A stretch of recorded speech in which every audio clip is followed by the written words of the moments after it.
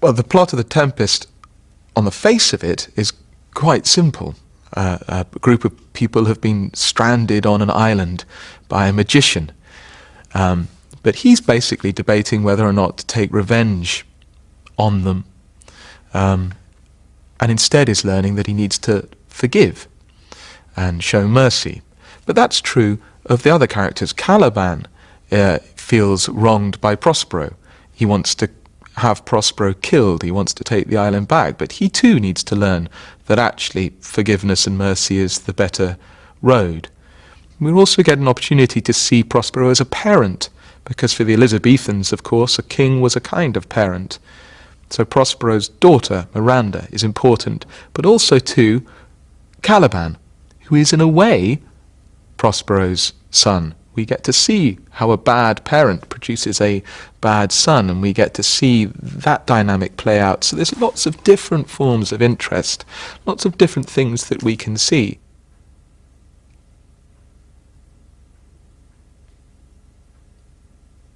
Caliban is a very interesting part in that he's described by all the other characters in the play in so many different ways. He's a monster, he's a demi-devil, he's a fish, he's a moon calf, he's deformed.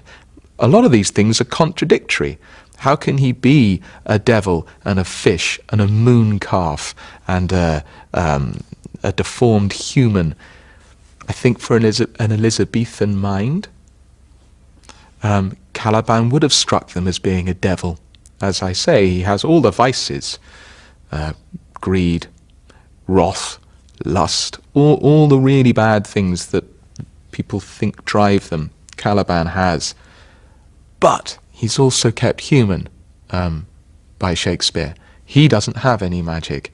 He clearly is in love with Miranda, desperately in love, but's been rejected by her and by Prospero. So his fury is coming from a place of love too. So that's how I started, was not wanting to rule anything out, but try and keep everything in. So then you find a design that suits that, and then you try also to do a realistic, naturalistic thing, which is to imagine what it's like to be someone who was deserted on an island as a baby.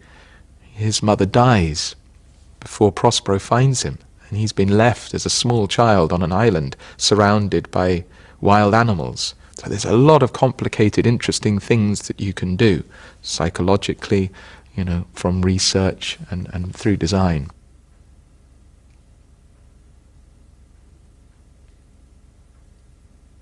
I have a 10-year-old son. In fact, I have two sons, a 10 and a 7-year-old. My 10-year-old has been coming and seeing Shakespeare since he was 5.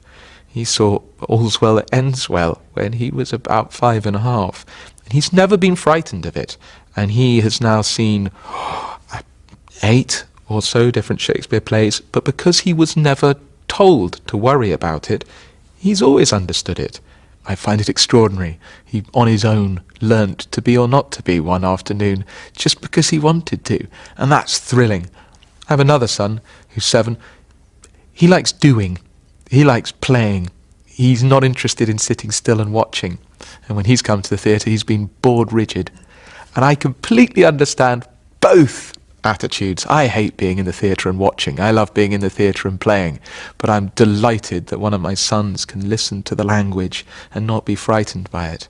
So, Shakespeare is not something that anyone should feel they have to like or have to sit and watch. It's something you can come and go from.